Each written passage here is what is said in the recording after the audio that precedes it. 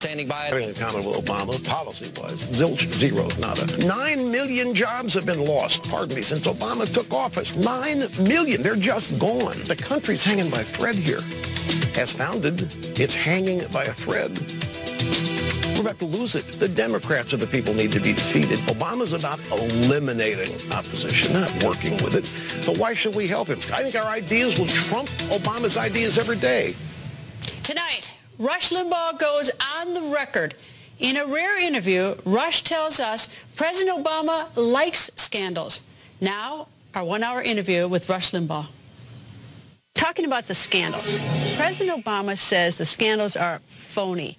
Why do you think he says they're phony? Because he believes it, or is there a strategy? No, there's a strategy. I've been troubled by something with the Obama, I playfully call it the regime, because I know it irritates them. But it's like a regime. And I've been troubled, I've been amazed. Here is a man whose policies have done great damage to this country. His policies have done great damage to the economy, have done great damage to the American culture, to the American psyche. I mean, there is a malaise. There's a sense of hopelessness and depression out there. And it's his policies that have done this. And what has always amazed me is how he's not attached to any of it. He has an agenda. He's been implementing it. But what I call the low information voters who voted for him and other Democrats do not associate Obama's policies and agenda with the condition of the country, the economy or whatever. That's always befuddled me. I've never known a president to be immune from economic circumstances at an election, as he was in 2012. It all became clear to me. There was a New York Times story, I think one of their blog posts on the web back in February, and it basically said, via poll data, what I just said to you. It said most people disapprove of the Obama agenda. They don't like the direction the country's going. They like him, and they think he's great for the country. And I said, how can that be intellectually? How can a majority of people oppose, and they oppose Obamacare by 55, 60% in a number of polls. They are worried about jobs. How in the world can they like him, re-elect him, and yet disapprove of everything he's doing? And I came up, I call it the Limbaugh theorem. And you hear other people talking about it in the sense that he's a bystander president or he's outside Washington. The way he does this, he never appears to be governing. That's why he's constantly campaigning. Why is there a campaign going on for Obamacare? It's already the law of the land. Why is he out campaigning for all this stuff that's already law? It's already going to happen. And my theory is that Obama has positioned himself as an outsider, not attached to anything that's happening. What he has made happen, he positions himself as opposed to it and against it and fighting for everybody else to overcome what he has done. And that's one of the reasons why the constant campaign. So he doesn't appear to be governing, so he doesn't appear to be part of Washington. So he appears to have this mysterious, powerful bunch of forces that are opposing him and stopping him from creating jobs and stopping him from giving people proper health care and stopping him from making their home values go up. But he's constantly out there fighting it. And he does that by constantly campaigning and never seen to be governing. So all of these scandals, he calls them, no, they're not distraction, they're real. But he likes them because they detract from the absolute reality of what has happened to this country as a result of his policies. Now, let's take a look at selling Obamacare, because I mentioned that in a moment. Why in the world are you on a campaign to sell Obamacare? I mean, it's the law. Yeah, you got an effort by the Republicans, 2 or 3 of them, to defund it, but why the campaign? It's very simple. You go back to 2010 midterms, the Republicans, Tea Party created, cleaned the Democrats' clocks. If you go back and look at the 2010 midterms, that was one of the biggest shellackings the Democrat parties had in a long time. The Republicans took back the House of Representatives, but the Democrats lost a total nationwide, all the way down ballot of over 600 seats. And it was because of Obamacare and the rising debt and the fact that nobody was opposing it and nobody's stopping it. Tea Party gets created. These people show up. Now, what Obama and the Democrats really want, what they're salivating about now, is winning the House in 2014. If they get that, hold the Senate, there's no such thing as a lame duck second term. You don't even need a Congress. All they are is to be a rubber stamp. Whatever Obama wants to do the past 2 years, just signs it and does it. Congress rubber stamps it, and we've got it going. He can't be stopped. That's why they want it. But they remember 2010. So he's out there trying to change public opinion on health care so that it doesn't replicate in 2014 what happened in 2010, the midterms. He cannot afford for a bunch of Tea Party people, a bunch of anti-Obama voters to show up in 2010, voting against him and holding the House for the Republicans and maybe winning the Senate for the Republicans. That's one reason he's campaigning. The second reason he's not campaigning for it is simply to continue this notion that he's not of Washington, that he's outside fighting against these powerful forces, doing everything he can to stand up for the American people. It's the most amazing thing I've ever seen. I've never seen a president get away with 4.5 years of not being seen as responsible for anything he's done when everything that's happened is because of him. He can't be stopped. The Republicans don't have any power.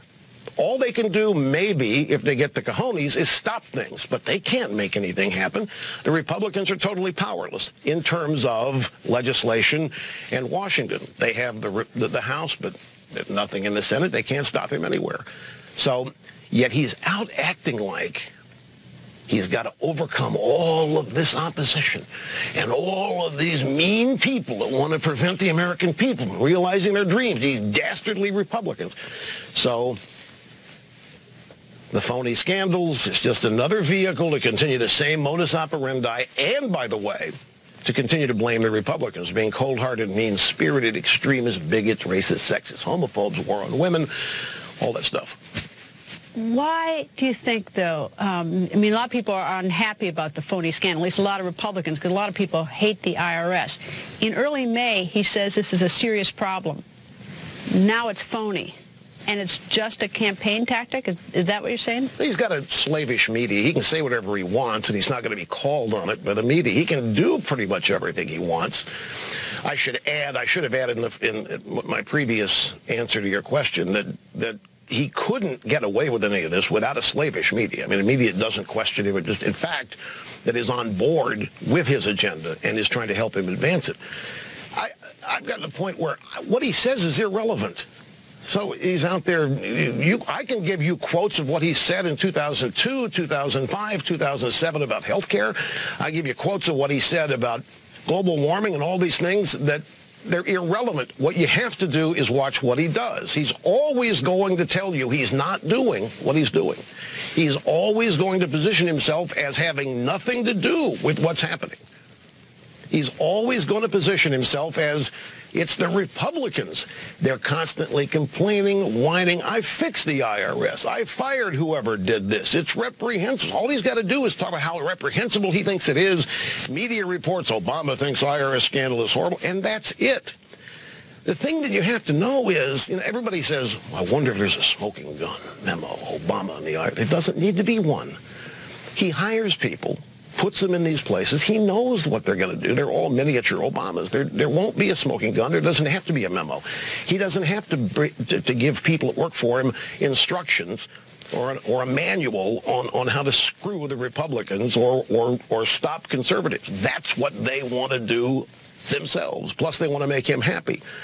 So I think it's incredible what's happening. I think it's out of the world incredible that we have somebody whose policies have led to the malaise and the destruction of the economy and the hijacking of the healthcare industry, and he's not held accountable for it. He tells people that healthcare premiums are going to go down $2,500, and they think that's true because he says it. The truth is never presented in the mainstream media, where most of the low information voters get what they think they know. Why does the media give him a pass on that? If it's as you say, why do they not hold him accountable for things he's said before? They agree with him. They're him. They are. I think they're all part of the elitist New York, Washington, Boston media academic corridor. And they think they are Obama. They think they're the same education, same schools, same worldview. But there's also, I think, I've been doing my radio show for 25 years, and it's got a point now where things are starting to repeat. You start hearing the same things over and over about the same issues. And you realize that not a whole lot really changes. And the interesting thing to me about Obama and the media, I think, Greta, the explanation, let me short answer your question, is in 1988 you had CNN, the three networks, and the newspapers, and that was it. There was a media monopoly. My radio show starts in 1988. Even by 1995, I was still the only conservative national media voice, other than some magazines, National Review, and so forth. It wasn't until 96, 97 that Fox came along and other radio talk shows and the blogospheres and the internet blossomed and so forth. And I think that the media is very aware they've lost their monopoly, and now they're in a competitive situation. And I think they get as big a thrill, just as all Democrats do, of defeating conservatives as they do helping Obama. I think we've never lived in a more partisan country. We've never lived, Civil War not included, that was bad. But maybe aside from that, I can't remember a time where it's been more partisan, more divisive, and getting worse, and being done on purpose. The division is happening on purpose. The media has aligned with Obama to defeat Republicans, to defeat conservatives, and Obama is all about that. That makes them his best friend and vice versa. What happened in 2010? You mentioned 2010. I meant 2010, 2014. I have no idea, because if you look at 2010, that massive turnout in the vote, there wasn't a Republican on the ballot, and there wasn't a singular Republican voice in electoral politics, I mean, that was articulating an agenda. There wasn't a potential presidential candidate that people were rallying around. That 2010 vote was all anti-Obama. It was all anti-debt. It was all anti-health care. It was all anti the Democrat Party. That's what's got them so bugged about what happened, because people weren't voting for anything in 20. They were simply saying, ain't no way. No way, don't want any part of this. And so I expected that same turnout would happen in 2012. And it didn't. It's Why? at home. Why? Well, that opens up a whole can of worms. That I think, is illustrative of the problem the Republican Party faces. The people that sat home, if you look at the polling data, it was mostly white Republican voters that stayed home. Mostly conservative, dissatisfied with the Republican Party's rejection of conservatism, another nominee that they weren't excited about. And it's amazing that, Greta, you look at what happened in 2010, the Republican Party didn't even make an effort to capitalize on that. Here you have a national uprising in opposition to Barack Obama, and the Republicans acted like they didn't want any part of the Tea Party either. The consultants and the powers that be did everything they could to diminish the Tea Party. If I were the Republican Party, I would have embraced those people. I would have brought them into the fold, and I would have done what I could to keep them as donors, as voters. But the Republican Party had no desire. So, and I think in 2012 in the campaign, some of those Republican voters felt that and saw it and said, okay, well, if you're not interested in our assistance, and if you're not interested in what we think in our view of the country, we'll sit at home. Heck with it. Well, the Tea Party, if you actually talk to these Tea Party members, they're not kooks. I mean, they're airline pilots, they're shopkeepers, they're family members. I mean, these are people with regular jobs, and yet Right. they're demonized. Precisely. They're demonized because they don't understand politics, and they're not of Washington, and they can't be controlled. They can't be dominated by the party. Greta, there's a really unfortunate thing happening with the Republican Party, and it as a conservative, it appears to me the Republican Party is trying to push itself away from its conservative base on a number of issues. And it's been a very eye-opening thing for me. I always thought that as Republicans, we opposed Democrats. We wanted to beat them. I don't see that. I don't see any pushback against anything Obama wants to do. The pushback's against the Tea Party. The pushback is against conservatives. It's a stunning thing. The Republican Party's decided that capitulation with the Democrats seems to be the ongoing strategy.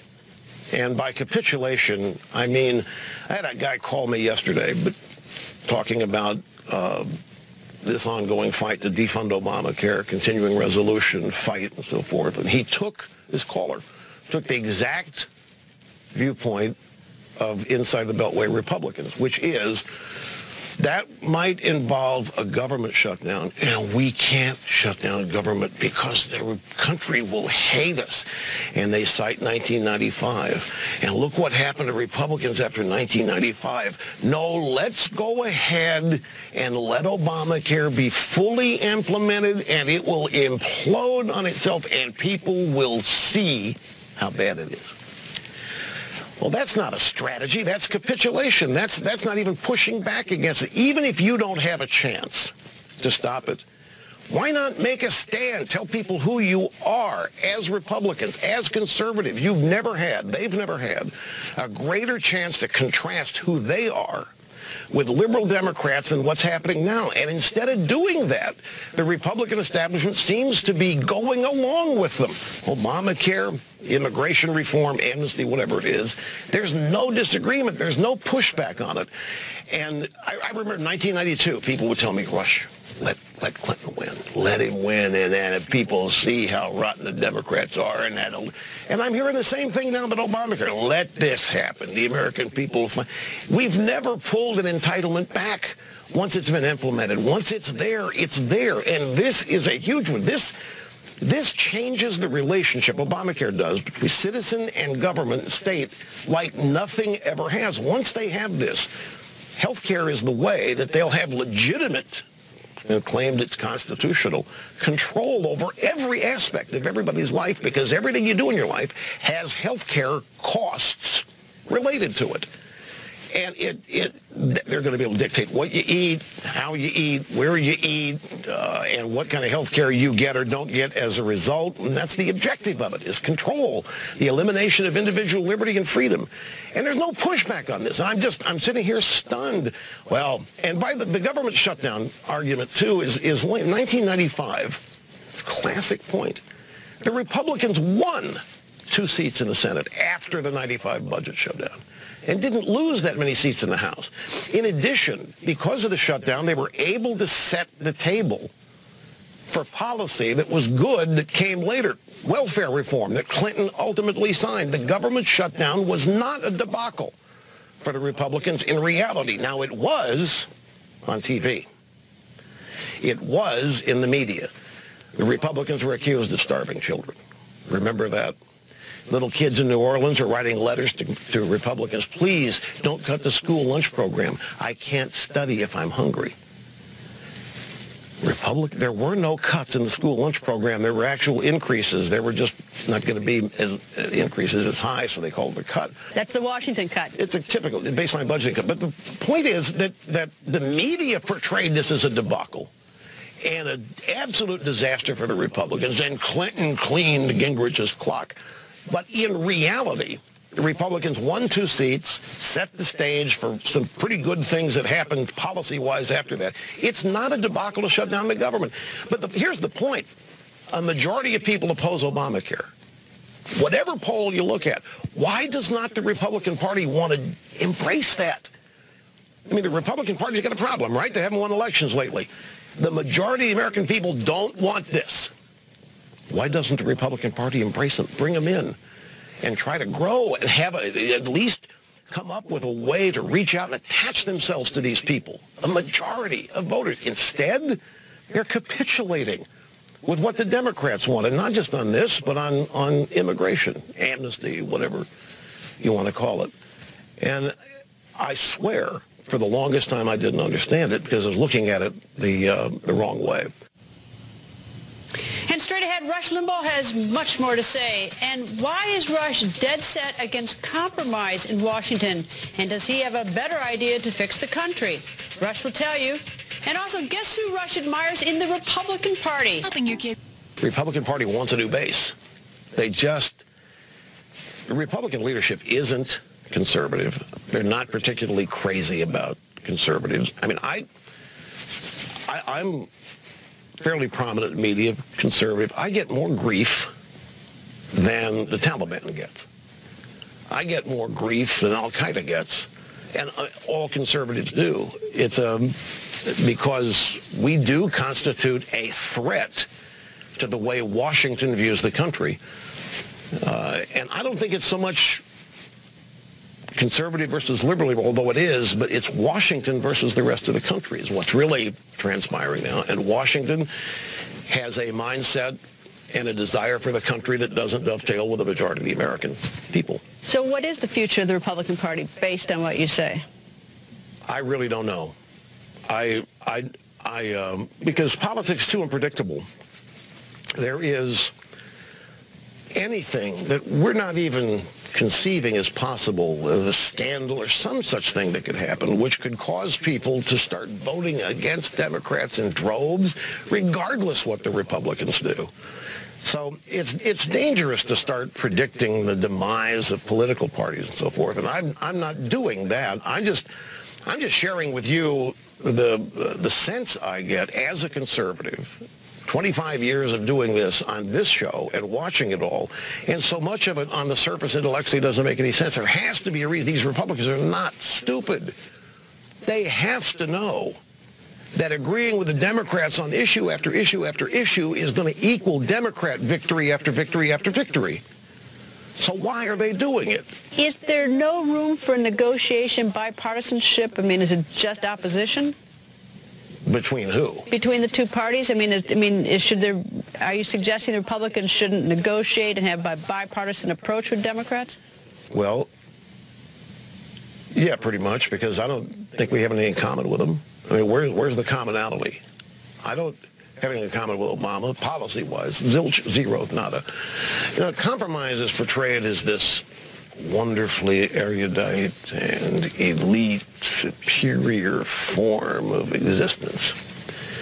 And too often what it means in Washington is that conservatives have to compromise their core in order to be considered nice people or what have you. I'm about defeating them, Greta, not compromising with them. They don't. Compromise is a one-way street. Why don't you, not you, why doesn't the press ever ask Obama or any Democrats, well, why don't you, are you willing to compromise? What are you willing to give up? It's always a one-way street. What do the Republicans have to do to make something work? What do the Republicans have to change to make something work? And the reason it works on the Republicans, they're shell-shocked. I mean, the Republicans, you know, the image of racist, sexist, bigot, homophobe has taken hold. They think that's what people think of them. I think they've lost their confidence. I think they're nervous. I think they're scared. Like everybody else, they want to be loved. And they have bought into this notion of why they're hated and disliked. They're trying to change that rather than defeat the people responsible for it all. I'm about defeating them within the political arena of ideas. I'm not talking about anything of a deleterious nature, just defeat them in the arena of ideas. I think our ideas will trump Obama's ideas every day, but he doesn't want our ideas on the table. He's not about ideas. He's brute force. Obama's about eliminating opposition, not working with it.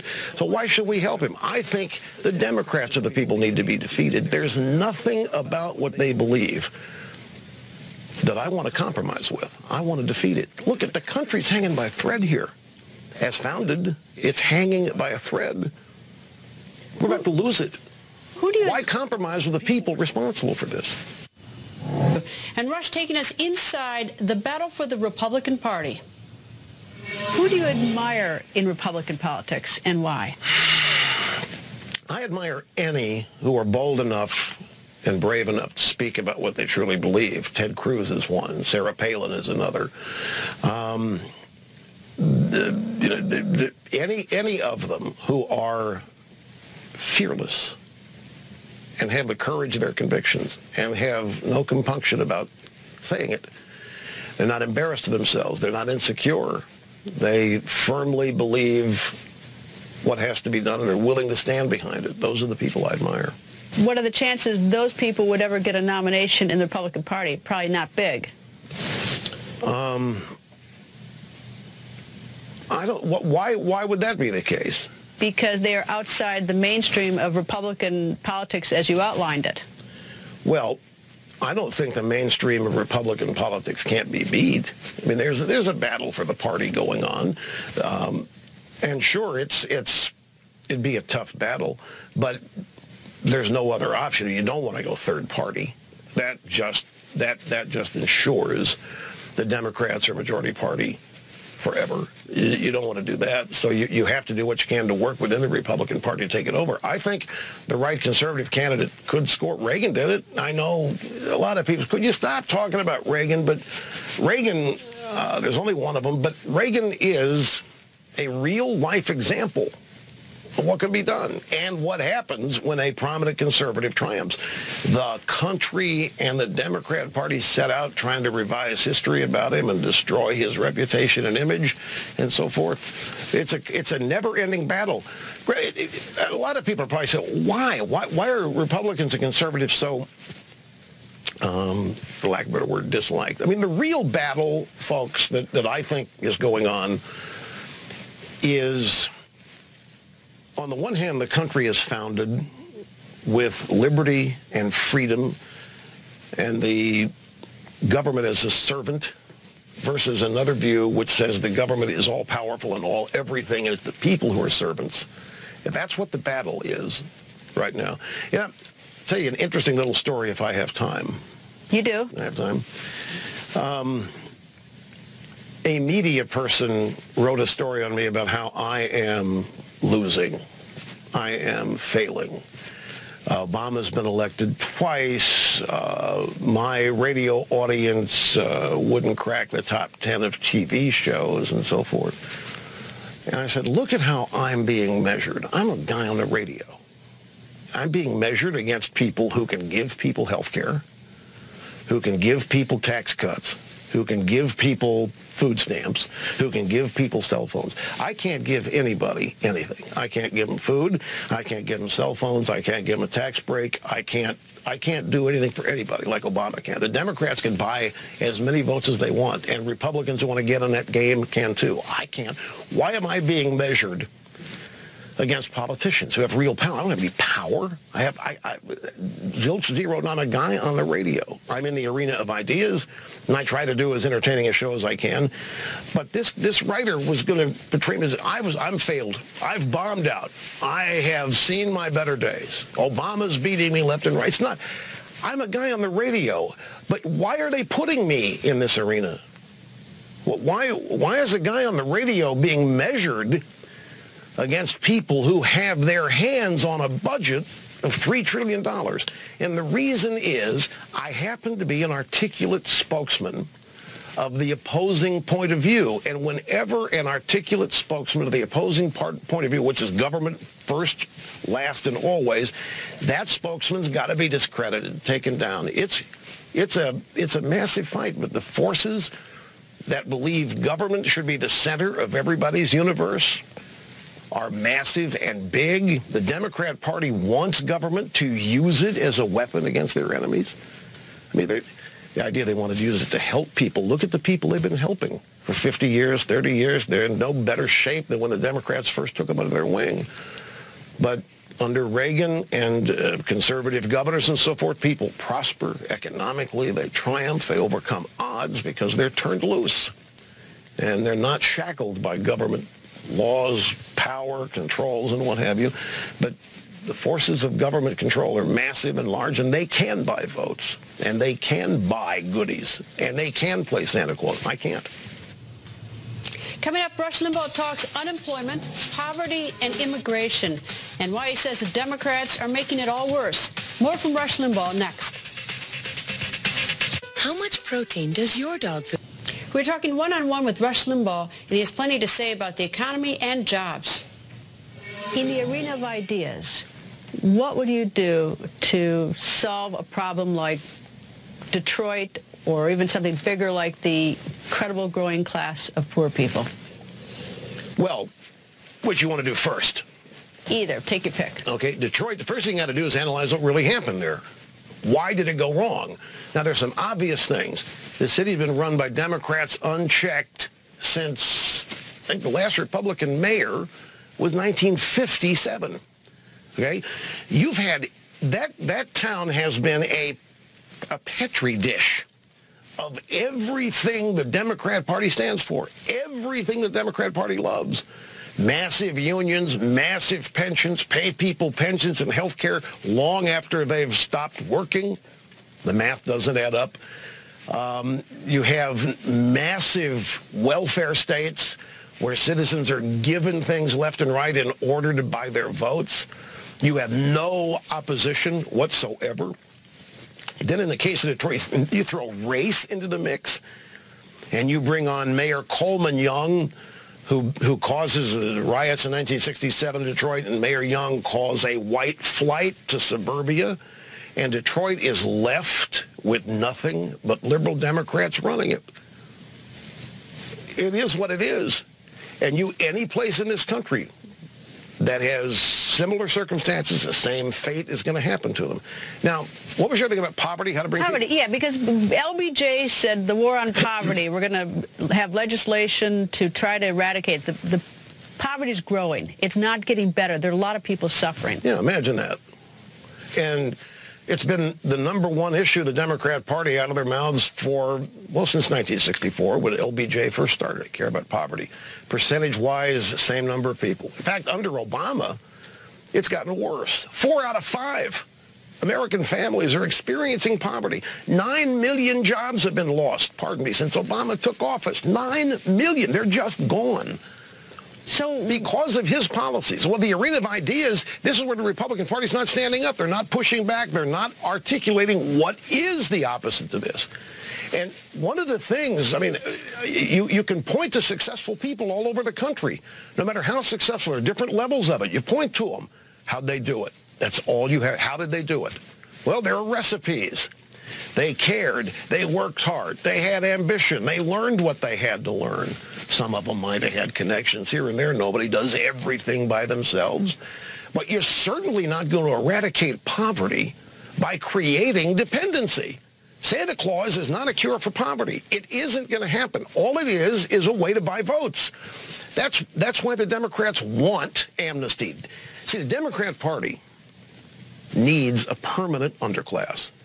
They need a certain level of poverty. They need a certain level of uneducated, hopeless, unskilled people to vote for them. That's their base.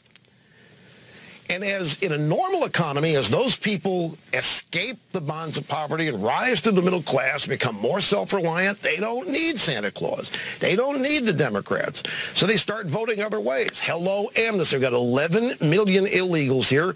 And by polling data alone, 8 million of them are going to vote Democrat the minute they're given the chance.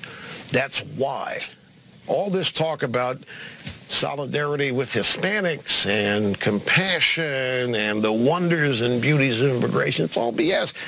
The Democrat Party needs a permanent underclass, and they need this they're salivating at all those 8 million or more votes. Now, you might say, but Rush, the immigration bill that's being debated doesn't grant them the right to vote for 14 years. You know what's going to happen? If this thing becomes law, say amnesty, whatever it is, pathway to citizenship, we bring them out of the shadows.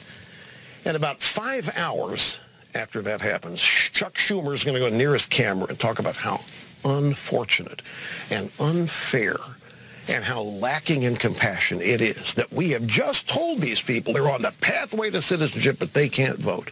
And we've got to do something about that. And they're going to be able to vote within 6 months after this thing, because that's what is cared. On the Republican side, unfortunately, there's thinking that there's certain work that people simply won't do that needs to be done. The American people, Democrat voters have become conditioned to not working. Look at poverty. You brought it up. Look at poverty in this country. Everybody out of work is eating. They got big screen TV, probably have a car, probably have a cell phone that they're using, and they got a place to live. Being out of work is not poverty. The Democrats have taken care of that. And so there is a complacency among a lot of the unemployed. And Republicans will tell you, hey, we need an influx of potential laborers because the American people will be conditioned more and more not to work. And I think it's a bit of an extreme analysis. But it is true that the unemployed are eating for 99 plus weeks. And they're watching big screen TV or some kind of TV. Straight ahead, the Q&A you would never expect. What did we ask Rush Limbaugh about President Obama? And what did Rush say? You have to hear this next. Now more with Rush Limbaugh. I see the education system in this country is on such a downward spiral. And I see poverty growing. Yeah. And I know from my own experience that, these families in these terrible urban areas want their children to grow up and have a lot of chance. And it looks grim. It looks horrible. And I'm trying to think, how do we get ourselves out of it? It's getting worse, not better. Well, the first thing that has to happen, just rather than prejudge my answer, you've got to stop electing Democrats. The Democrat Party is responsible for this. This is what the Democrat Party derives its power from. This is what it feeds off of. They run the education system. You just described it. And you're exactly right. You just described it. They're not teaching. They're indoctrinating. They're turning little young skulls full of mush into loyal, rabid, liberal Democrats who are being trained to also hate and despise conservatives and Republicans. It's all part of the mix. Do you think President Obama likes his job? I have no idea. I don't know him. I've never spoken to him.